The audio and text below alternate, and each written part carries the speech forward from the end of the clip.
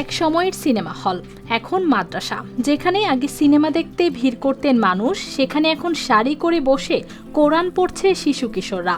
বড় পর্দা আর সিনেমার শব্দ নেই, তার বদলে ভবন জুড়ে শোনা যায় কোরআন তিলাওয়াত। নোয়াখালীর হাতিয়ার আফাজিয়া বাজারে দেখা মিলবে এমনই এই বদলে যাওয়া প্রতিষ্ঠানের।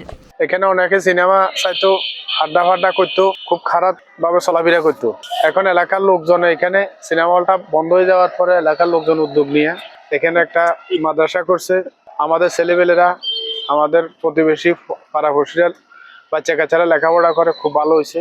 দীর্ঘদিন বন্ধ থাকার পর জায়গাটি পরিত্যক্ত হয়ে পরে স্থানীয়দের উদ্যোগে এখানে গড়ে তোলা হয় আফাজিয়া বাইতুল হাবিব হজরত শাহজালাল মাদ্রাসা ও এতিমখানা। এখানে হাতিয়ার বিভিন্ন এলাকা থেকে আসা শিশু কিশোররা পড়াশোনা করছে, তাদের মধ্যে অনেকেই এতিম। কালার এক্সপার্ট ডার্ক স্যাপ এবং মাইল্ড অন হ্যান্ডস টেকনোলজি সমৃদ্ধ অরিক্স অ্যাডভান্স ডিটারজেন্ট পাউডার আপনার লন্ড্রি এক্সপার্ট।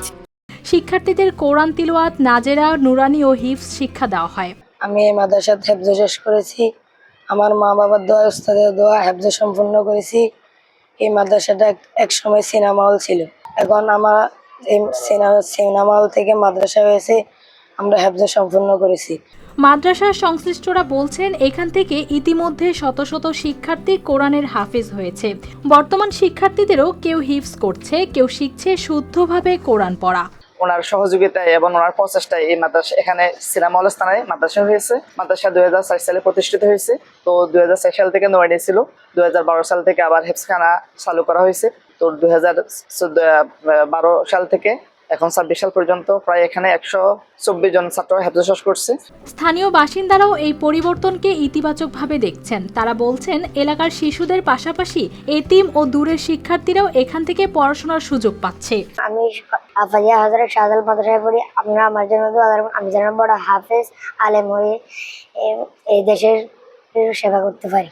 মাদ্রাসা শিক্ষক জানান, মূলত স্থানীয় মানুষের অনুদানেই চলছে মাদ্রাসার কার্যক্রম। সরকারি সহায়তা বা সমাজের বিত্তবানরা এগিয়ে এলে শিক্ষার্থীদের জন্য আরও সুযোগ তৈরি করা সম্ভব হবে বলে জানান তিনি। 350-400 কাছাকাছি ছেলে মেয়ে পড়াশোনা করতেছে। তো এলাকার সমাজের কিছু মানুষের কিছু অনুদানে এই মাদ্রাসা মোটামুটি চলে। সরকারিভাবে কোনো অনুদান আমরা এখনো পর্যন্ত পাই নাই। বছরের পর বছর ধরে বদলেছে জায়গাটির পরিবেশ ও উদ্দেশ্য। এখন প্রতিদিন এখানে কোরআন শেখে শিশু কিশোররা, আর তাদের তিলাওয়াতেই মুখর হয়ে থাকে পুরো প্রতিষ্ঠান। News desk, RTV।